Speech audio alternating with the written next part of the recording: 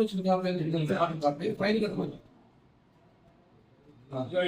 వేరే వాళ్ళకి ఇచ్చిన ఆర్డర్ కాపీ.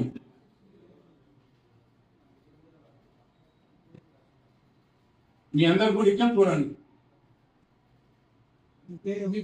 నా పేరు ఎం రాము, ఆర్టీఐ కార్యకర్తలు, రైట్ టు ఇన్ఫర్మేషన్ కార్యకర్తని, ఖమ్మం జిల్లా కొణిజల్ల మండలం అమ్మపాటి గ్రామ సభ్యులు సుమారు 100 ఎకరాల విస్తీర్ణంలో ఇంకొక రియల్ ఎస్టేట్ వాళ్ళు వెంచర్ చేశారు.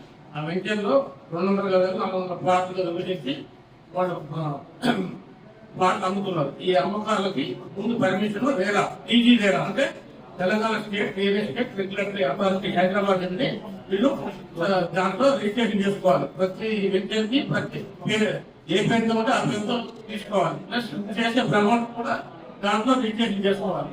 చేసుకోకుండా ఇతను చేయబట్టి కంప్లైంట్ చేస్తే వాళ్ళ సంవత్సరం పాటు ఉద్యోగించి ఇతనికి 32 లక్షల 63,000 రూపాయలు అపరాధ వస్తువులు అంటే పెనాల్టీ విధించారు. ఈ పెనాల్టీని 30 రోజుల లోపల చెల్లించాలి. నెక్స్ట్ వారం రోజుల్లో ఈ ఆన్లైన్ ప్రచారం, బ్రోచర్ల ముద్రణను ప్లస్ ఏజెంట్ నియామకం ఇవి కూడా చేయకూడదు. ఇన్ని ఉల్లంఘన చేయకుండా పెనాల్టీ పడేది. కాబట్టి ఏ రియల్ ఎస్టేట్ లోనూ కామన్ ప్లాట్ కొనుక్కోవాలంటే ముందు డేరా రిజిస్ట్రేషన్ అయినా వెంచర్ నుంచి కొనుక్కోవాలి. ఖమ్మం జిల్లాలో ఇంత భారీ పైన ఈ రేట్ మరి ఇంతవరకు ఏ వెంచర్ కూడా ఈ రియల్ ఎస్టేట్ ప్రాజెక్ట్ కూడా ఇంత అపాలు పరిగణించుకోవాలి.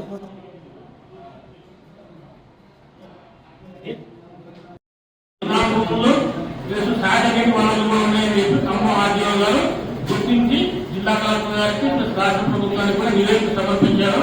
దాని మీద కూడా ఎంక్వైరీ జరుగుతుంది. త్వరలో దాని మీద కూడా రాష్ట్ర ప్రభుత్వం జిల్లా కలెక్టర్ గారు చర్యలు తీసుకుంటారు. వాళ్ళ పరిశీలనలో